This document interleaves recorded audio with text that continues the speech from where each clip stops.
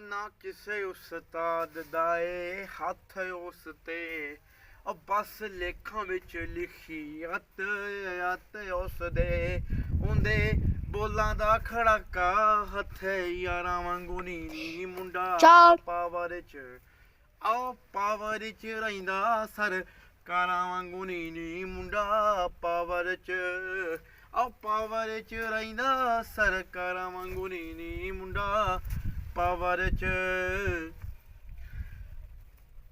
ਕਦੇ ਹੇਰਿਆਂ ਦਾ ਹੁੰਦਾ ਕਦੇ ਰੇਤ ਹੁੰਦਾ ਆ ਜਦੋਂ ਕਿਤੋਂ ਨਾ ਥਾਵੇ ਉਦੋਂ ਖੇਤ ਹੁੰਦਾ ਆ ਬਾਕੀ ਚੱਲੇ ਪਾਸ਼ ਦੇ ਵਿਚਾਰਾਂ ਵਾਂਗੂ ਨੀ ਮੁੰਡਾ ਪਾਵਰ ਚ ਪਾਵਰ ਚ ਰਹਿੰਦਾ ਸਰਕਾਰਾਂ ਵਾਂਗੂ ਨੀ ਮੁੰਡਾ ਪਾਵਰ ਚ ਪਾਵਰ ਚ ਰਹਿੰਦਾ ਸਰਕਾਰਾਂ ਵਾਂਗੂ ਨੀ ਮੁੰਡਾ ਪਾਵਰ ਚ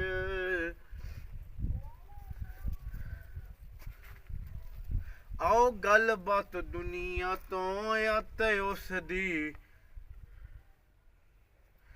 ਕਾਲੇ ਸ਼ੀਸ਼ੇ ਚੋਂ ਝਾਤੀ ਮਾਰੇ ਪੱਗ ਉਸ ਦੀ ਉਹਦੇ ਬੋਲਾਂ ਦਾ ਖੜਾਕਾ ਹੱਥੇ ਯਾਰਾਂ ਵਾਂਗੂ ਨੀ ਮੁੰਡਾ ਪਾਵਰ ਚ ਪਾਵਰ ਚ ਰਹਿੰਦਾ ਸਰਕਾਰਾਂ ਵਾਂਗੂ ਨੀ ਮੁੰਡਾ ਪਾਵਰ ਚ ਪਾਵਰ ਚ ਰਹਿੰਦਾ ਸਰਕਾਰਾਂ ਵਾਂਗੂ ਨੀ ਮੁੰਡਾ ਪਾਵਰ ਚ